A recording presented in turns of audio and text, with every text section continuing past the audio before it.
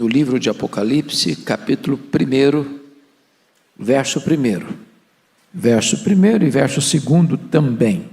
Está escrito o seguinte: revelação de Jesus Cristo, que Deus lhe deu para mostrar aos seus servos as coisas que em breve devem acontecer, e que ele, enviado por intermédio do seu anjo, notificou a seu servo João, o qual atestou a palavra de Deus e o testemunho de Jesus Cristo, quanto a tudo o que viu.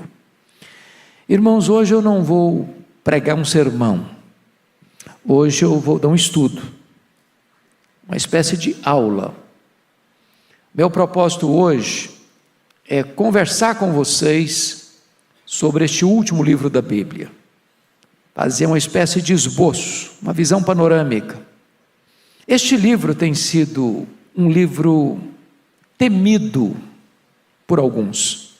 Tem gente que tem medo de ler Apocalipse, porque acha um livro complicado, um livro enigmático, cheio de símbolos e até misterioso. Então fogem dele. Outros abordam o livro de maneira tão enigmática que diz o seguinte: não, eu não vou ler esse livro porque fala de tragédia, e eu estou fugindo de tragédia, já basta a vida real, que eu estou vendo aqui e agora, não quero atrair mais tragédia para me trazer mais angústia e dor. E as pessoas então fogem do livro. Mas Apocalipse não tem nada a ver nem com coisa enigmática e nem com tragédia. Apocalipse, eu diria para vocês, que é a mais clara e eloquente filosofia de história que nós temos registrada. Apocalipse trata de um plano de Deus que é eterno, que é vitorioso, que ninguém pode frustrar, e que Deus está sentado no trono, que o Cordeiro tem o livro da história nas mãos, e ele venceu para abrir os selos deste livro, desatar esses selos e colocar a história nos trilhos e conduzi-la à sua consumação. Então, se tem um livro encorajador, é Apocalipse. Se tem um livro que traz esperança, é Apocalipse. Se tem um livro que traz segurança para o crente, é Apocalipse. Se tem um livro que bota o crente para cima, é Apocalipse. Eu compreendo que ao longo da história nós tivemos 3 vertentes de interpretação, e é preciso escolher uma, para você não ficar perdido no meio do caminho. Então existe a posição que nós chamamos de preterista, pretérito passado. São aqueles que olham para o livro e dizem o seguinte: não, esse livro foi escrito lá para aquele tempo, que a igreja estava sendo perseguida pelos imperadores romanos.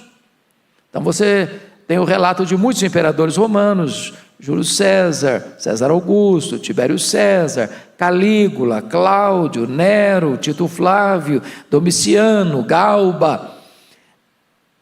E depois vieram os outros que continuaram a perseguição, mas enquanto João estava vivo, esses governaram. Então o livro é uma descrição daquele problema daquela época, foi escrito para aquela época, passou aquela época, o livro não tem mais relevância histórica. Nós não pensamos assim. A outra vertente, que está no outro lado, é a futurista, que diz: não, esse livro só tem elementos históricos nos capítulos 1, 2 e 3. A partir do 4 é o que vai acontecer lá no final, lá no finalzinho. Então também essa posição não faz justiça ao livro, porque limita-o apenas a um tempo específico, que é o fim do fim. Qual é a linha que nós vamos seguir? É a linha histórica. E o que é a linha histórica? É a linha que diz que o livro foi escrito para aquele tempo, de fato foi escrito para aquele tempo, para confortar a igreja que estava sendo torturada, massacrada, martirizada. Mas esse livro, ele é oportuno, ele é útil e ele é contemporâneo ao longo da história da igreja, porém, que descreve com cores mais vivas e eloquentes os fatos que hão de anteceder de fato a segunda vinda de Cristo. Então ele foi um livro oportuno e pertinente para o passado, ele é um livro atual e oportuno para hoje, e é um livro que aponta o fim, descrevendo a vitória completa e cabal de Cristo Jesus. Bom, dito isto, ainda à guisa de introdução é preciso dizer outras coisas. Há 4 linhas de interpretação do livro que nós conhecemos muito bem. Então existe a linha mais popular hoje, no meio evangélico, normalmente no meio dos irmãos que são chamados pentecostais e neopentecostais, que é a linha pré-milenista dispensacionalista.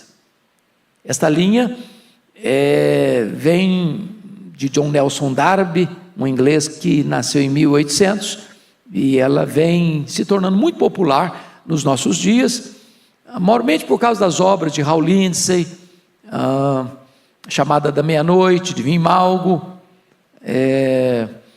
Deixados para Trás, de Tim LaHaye, e a ideia de que a igreja, a segunda vinda de Cristo se dará em 2 turnos, um arrebatamento secreto, depois uma grande tribulação, depois então uma segunda vinda visível, que vai ter várias ressurreições, que Israel é coisa completamente diferente de igreja, que a igreja é apenas um parênteses na história, e que depois que a igreja for então arrebatada, volta toda a atenção para Israel. Essa é uma linha muito popular e muito concorrida. A segunda linha de interpretação é o que nós chamamos de pré-milenismo histórico. E o pré-milenismo histórico não acredita que a segunda vinda vai ser em 2 turnos, não acredita em várias ressurreições, mas acredita que quando Jesus voltar, ele vai estabelecer literalmente, fisicamente, 1 milênio, 1000 anos reinando aqui no mundo. Depois você tem a linha chamada de pós-milenismo, que foi muito popular nos séculos 17, 18 até 19, que foi a corrente que diz o seguinte, que o mundo vai sendo evangelizado e sendo conquistado para Cristo, a ponto das nações se renderem a Cristo. Então nós chegaríamos a um ponto em que o evangelho dominará de tal maneira que toda a terra se cobrirá do conhecimento do Senhor como as águas cobrem o mar, como diz Abacuque 2,14. Então nós estaríamos numa ascendência, numa melhora do mundo, a cristianização do mundo. Essa corrente entrou em colapso no século XX, com as duas grandes guerras mundiais, com o movimento liberal tomando de assalto as igrejas da Europa, da América, e com a galopante corrida da apostasia no mundo. Então, a 4ª e última vertente é o que nós chamamos de amilenismo. E a corrente amilenista não talvez fosse bem compreendida, porque o prefixo a é um prefixo de negação, e o amilenismo não nega a existência do milênio, mas interpreta o milênio não como literal, mas como simbólico, entendendo que o milênio é o período que compreende da primeira à segunda vinda de Cristo, que a segunda vinda de Cristo é única, que a segunda vinda de Cristo será visível, entendendo que quando Jesus voltar, a história fecha suas cortinas, e imediatamente Jesus volta, os mortos ressuscitam, os vivos serão transformados, e entra então a grande cena do juízo final, e então haverá novos céus, nova terra, e os condenados irão para a condenação eterna. É preciso dizer, para concluir, para a gente entrar naquilo que eu entendo que deva ser a vertente que nós vamos olhar hoje, que não é doutrina essas correntes. Então você tem evangélico, crente, salvo pela graça, que é pré-milenismo dispensacionalista, você tem crente salvo pela graça, que é pré-milenismo histórico, você tem crente salvo pela graça, que é pós-milenista, e você tem crente salvo que é amilenista. Então ninguém pode dizer, não, se você é da corrente A, ou da corrente B, ou da corrente C, ou da corrente D, então você não é crente. Não, de forma nenhuma. O que é doutrina? O que é doutrina? Todos nós cremos a mesma coisa. O que é doutrina? Primeiro, Jesus vai voltar. Isso é doutrina, isso não pode mexer. O que é doutrina? É que os mortos vão ressuscitar. Isso não pode mexer. O que é doutrina? Que vai ter um juízo final. ninguém pode mexer nisso. O que é doutrina? É que vai ter bem-aventurança eterna, o céu, e vai ter condenação eterna, o inferno. Isso é doutrina, não pode mexer. Agora, a igreja evangélica está dividida entre essas 4 correntes, certo? Estou sendo claro com vocês? Ok, então vamos lá. Agora, eu vou seguir uma linha com vocês, é a que eu entendo ser a melhor, respeitando completamente os que pensam diferente, porque nós somos uma igreja evangélica brasileira e mundial que está dividida nessas quatro correntes, certo? Qual é, no meu entendimento, a melhor maneira de você estudar Apocalipse? Não é numa linha retilínea que começa do ponto 0 ao 100. Não. O que eu entendo deste livro, e a melhor maneira de entender esse livro, é que o livro de Apocalipse, deve ser interpretado com aquilo que foi chamado por William Hendrickson das seções paralelas e progressivas. Por que paralelas e progressivas? Porque o livro está dividido em 7 seções paralelas. Por que progressivas? Porque na medida que nós estamos chegando na segunda, terceira, quarta, quinta, sexta, 7ª sessão paralela, as coisas vão ficando mais claras, mais claras, mais claras, mais claras. A doutrina central em cada uma dessas sessões paralelas é a doutrina da segunda vinda de Cristo e do juízo final. Em todas as 7 sessões paralelas, essa verdade é eloquentemente posta. Então você vai e volta, vai e volta, vai e volta. Cada sessão paralela dessa compreende o período inteiro, da primeira à segunda vinda de Cristo. Certo? Entendido isso, então agora nós vamos olhar quais são essas 7 sessões paralelas. Eu vou dizê-las agora, só citar, e depois nós vamos acompanhar isso. Então, primeira sessão, capítulos 1 a 3, são os 7 candeeiros, as 7 igrejas. Segunda sessão paralela, capítulos 4 a 7, os 7 selos. Terceira sessão paralela, as 7 trombetas, capítulos 8 a 11. Quarta sessão paralela, capítulos 12 a 14, o levantamento do quarteto do mal, capítulo 12, o dragão, capítulo 13, o anticristo e o falso profeta, capítulo 14, a grande Babilônia. Quinta sessão paralela, capítulos 15 e 16, as 7 taças da ira de Deus. Sexta sessão paralela, capítulos 17, 18 e 19, a queda do quarteto do mal em ordem inversa. Cai a grande Babilônia, capítulos 17 e 18, capítulo 19, cai o anticristo e o falso profeta. Última sessão paralela, capítulos 20 a 22. No 20 você tem a cena do juízo final, você tem o reinado das almas, no chamado milênio, e você tem em seguida a cena do juízo final, onde então o diabo é lançado no lago do fogo. Segundo, a morte é lançada no lago do fogo. Terceiro, aqueles que não têm o nome escrito no livro da vida são lançados no lago do fogo. Então, todos os inimigos estão debaixo dos pés do Senhor Jesus. E aí abre a cena, novos céus e nova terra. Então é fácil de guardar. Vocês são tranquilo, isso aqui, mamão com açúcar com vocês. 7 candeeiros, 7 selos, 7 trombetas, quarteto do mal, 7 taças da ira de Deus, queda do quarteto do mal, e a cena final do milênio, reinado das almas no céu, o juízo final, novos céus e nova terra. Dito isso, com a Bíblia aberta comigo, vamos a estas 7 sessões. Então a primeira sessão são os 7 candeeiros, são as 7 igrejas, certo? Então João está lá, lá na ilha de Patmos, a ilha da morte, é uma ilha onde havia uma espécie de colônia penal, onde as pessoas eram levadas ali para morrer, e João então tem a revelação, o Senhor Jesus glorificado aparece para ele, manda ele escrever em livro, mandar 7 igrejas, e então ele tem uma visão, a visão destas 7 igrejas, os 7 candeeiros. A pergunta é: nós temos nessa primeira sessão a verdade central do livro, que é a segunda vinda de Cristo? Confira comigo capítulo 1, versículo 7.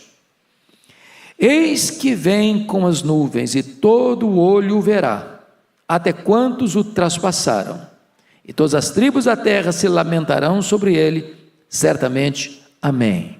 A segunda vinda é o quê? Visível, todo o olho o verá. Não há nenhuma palavra aqui de um arrebatamento secreto, onde nós estamos aqui no templo, daqui a pouquinho acontece o arrebatamento, 50% vai embora, 50% fica olhando por que está acontecendo. Ou, na mensagem lá do hino, você está num avião, de repente o piloto é crente, e aí pronto, Jesus arrebatou a igreja, o piloto foi embora, o avião ficou desgovernado no ar. A ideia aqui é que a segunda vinda de Cristo é visível, todo o olho o verá. Ela é visível, ela é audível, porque é o clangor da trombeta, ela é repentina, como um relâmpago, ela é inesperada, como um ladrão, ela é inescapável, como uma mulher grávida, e ela é vitoriosa. Todo o olho verá, até aqueles que o traspassaram. Bom, aí você vai para a segunda sessão, são os capítulos 4 a 7, que são os 7 selos. Então, no capítulo 4, João tem a visão de Deus assentado no trono. No capítulo 5, ele tem a visão de Jesus, o Cordeiro, o leão da tribo de Judá, que venceu para abrir o livro, desatar os selos. Como ele comprou com seu sangue os que procedem de toda tribo, raça, povo, língua e nação. Ele tem a visão de que todo o cosmos adora o que está sentado no trono e ao Cordeiro. No capítulo 4 você tem o oratório da criação, e no capítulo 5 você tem o oratório da redenção. Mas, notem comigo, que a partir do capítulo 6, começa a se abrir os selos. O que é o selo, abrir os selos? Os selos são a perseguição do mundo à igreja. Então, o primeiro selo é o cavalo branco, e aqui, a pano para manga, gastaria uma aula só para falar sobre esse assunto, porque é tão complicado que alguns acham que o cavalo branco é Jesus, outros acham que o cavalo branco é o anticristo. Já pensou um texto que você pensa que é Cristo ou anticristo no mesmo versículo? É complicado, não? O nosso entendimento é que o cavalo branco aqui é o próprio Cristo. O branco é um símbolo de Cristo, e ele saiu vencendo e para vencer. Ele quem desata, ele quem está na frente, ele quem abre o caminho. Capítulo 2, o segundo selo é o cavalo vermelho, é a guerra. Terceiro selo, o cavalo preto, é a fome. Quarto selo é o cavalo amarelo, é a morte. O quinto selo são as almas clamando. E se você perceber, o sexto selo é uma cena dramática da segunda vinda de Cristo e do juízo final. Eu queria que você lesse então, que essa verdade está posta na segunda sessão paralela. Olha aí o capítulo 6, versos 12 e 13. Vi quando o Cordeiro abriu o sexto selo, e sobreveio um grande terremoto. O sol se tornou negro como saco de crina, a lua toda como sangue, as estrelas do céu caíram pela terra como a figueira, quando abalada por vento forte, deixa cair os seus figos. O céu recolheu como um pergaminho quando se enrola. Então todos os montes e ilhas foram movidos dos seus lugares. A pergunta é: quando isso se dará?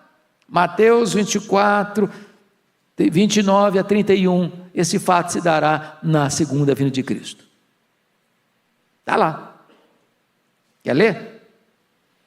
E pastor Arival, eu não quero ser inconsequente com o tempo, já estou tomando uma decisão na minha cabeça aqui. Nós vamos até onde puder ir hoje, e vocês me façam o favor de voltar na próxima segunda-feira. Porque não seria elegante nem bom para vocês eu passar assim, igual gato passa em cima de brasa, porque eu acho que é preciso compreender essa mensagem.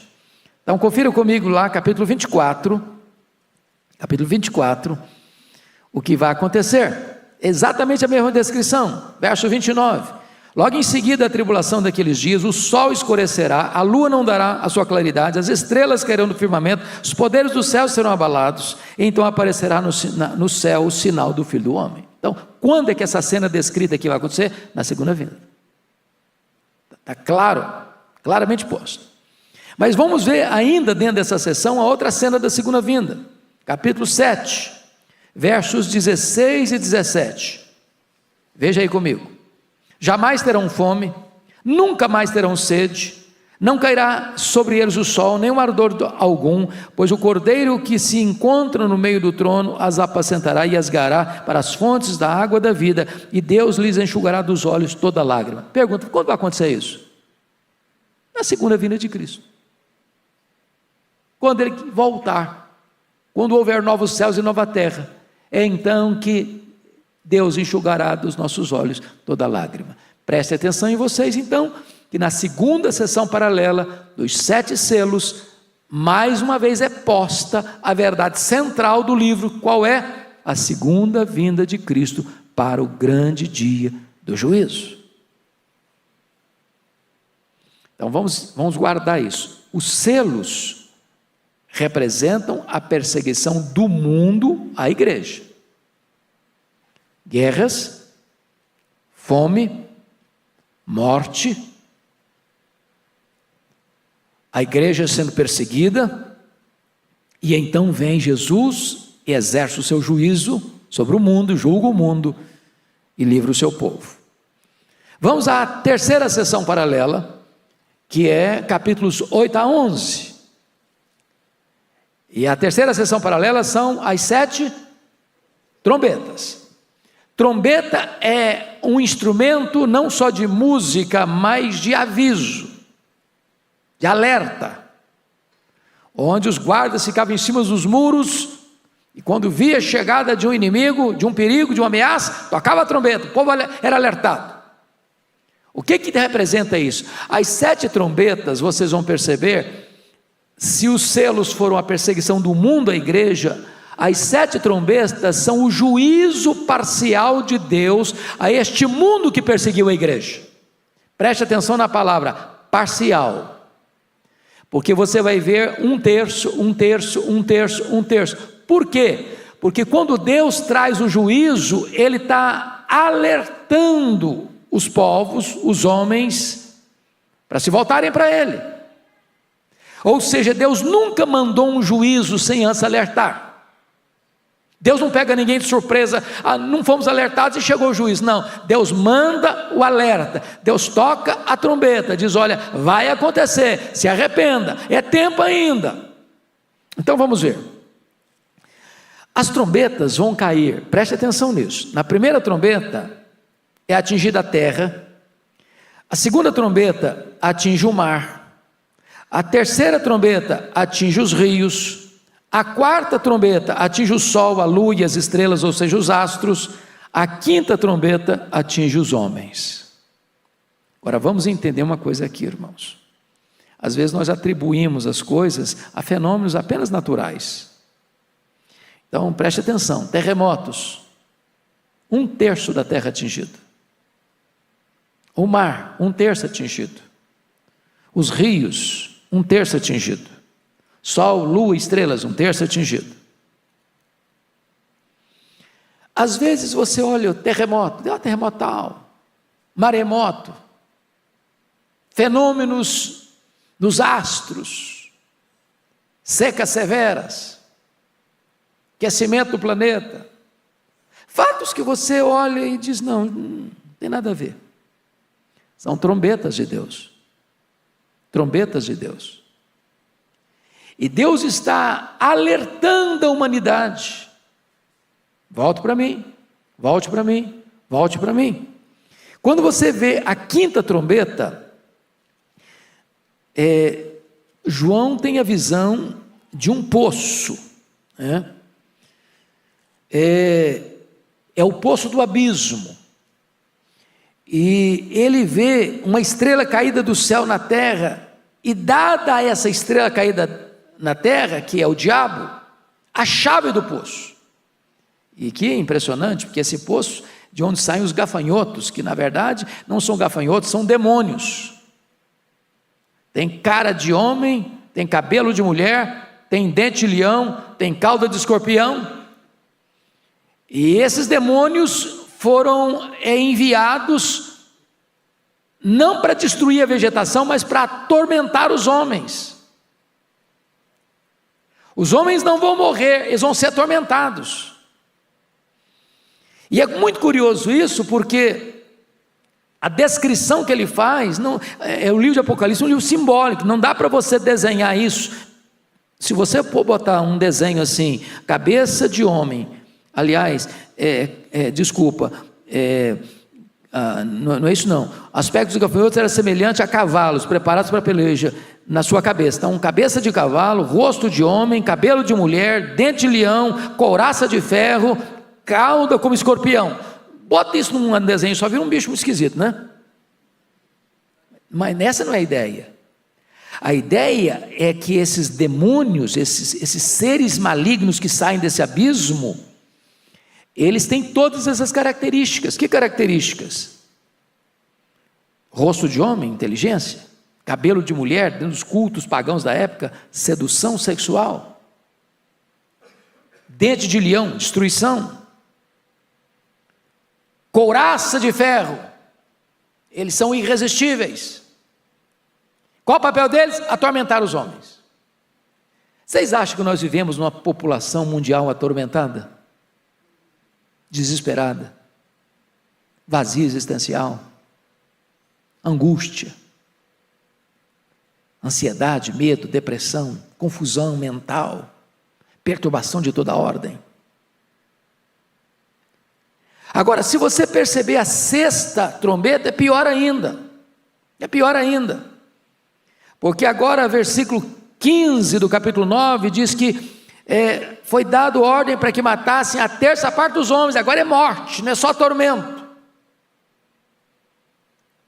O que Deus está fazendo? Deus está exercendo o seu juízo parcial, porque é um terço, ao mundo que perseguiu a igreja.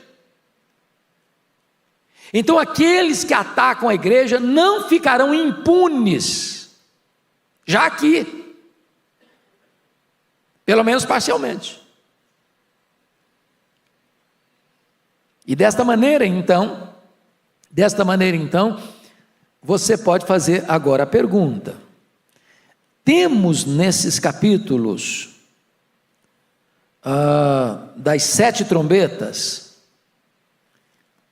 que compreendem os capítulos 8 a 11, a questão da segunda vinda de Cristo? Essa doutrina está posta aqui? Porque, preste atenção que são sessões paralelas. E o ponto é, em cada sessão paralela, a verdade central do livro é posta. Qual é a verdade central do livro? A segunda vinda de Cristo e o juízo final. Então vamos ver aí. Dá uma olhadinha comigo, no capítulo 11, na 7ª trombeta, o que está acontecendo. Versículo 15. O 7º anjo tocou a trombeta, e houve no céu grandes vozes dizendo: o reino do mundo se tornou de nosso Senhor e do seu Cristo, e ele reinará pelos séculos dos séculos. A pergunta é: quando isso vai acontecer? Na segunda vinda de Cristo. Então vamos dar uma olhadinha lá em 1 Coríntios 15, versos 23 a 26, essa verdade está posta lá. Confira aí comigo. 2 Coríntios 15, 23 a 26. Está escrito assim: cada um, porém, por sua própria ordem, Cristo as primícias, depois os que são de Cristo na sua vinda. Ele está falando da ressurreição. E então virá o fim, quando ele entregar o reino ao Deus e Pai, quando houver destruído todo principado, bem como potestades e poder, porque convém que ele reine até que haja posto todos os inimigos debaixo dos pés. O último inimigo a ser destruído é a morte. Então, ele está aqui, nessa sessão, mais uma vez, pontuando, enfatizando a mesma doutrina central, a segunda vinda de Cristo. Mas você pode ainda conferir no capítulo 11, verso 18, esta mesma verdade. Olha o verso 18. Na verdade as nações se enfureceram, chegou porém a tua ira, e o tempo determinado para serem julgados os mortos, para se dar o galardão aos seus servos, os profetas, aos santos, aos que temem o teu nome, assim os pequenos como grandes, e para destruires os que destroem a terra. Eu pergunto a vocês, quando é que os mortos vão receber galardões? Quando eles serão julgados para receber os galardões? Na segunda vinda de Cristo. Como é que você sabe disso? Olha lá comigo, 1 Coríntios 3. Então vá lá comigo, por favor. 1 Coríntios 3, a partir do verso 11. Ele diz o seguinte: porque ninguém pode lançar outro fundamento, além do que foi posto, o qual é Jesus Cristo. Contudo, se o que alguém edifica sobre o fundamento é ouro, prata, pedras preciosas, madeira, feno e palha, manifesta se tornará a obra de cada um, pois o dia, na sua Bíblia até dia aí com letra maiúscula, tá? O dia, que dia é esse? Dia da segunda vinda de Cristo.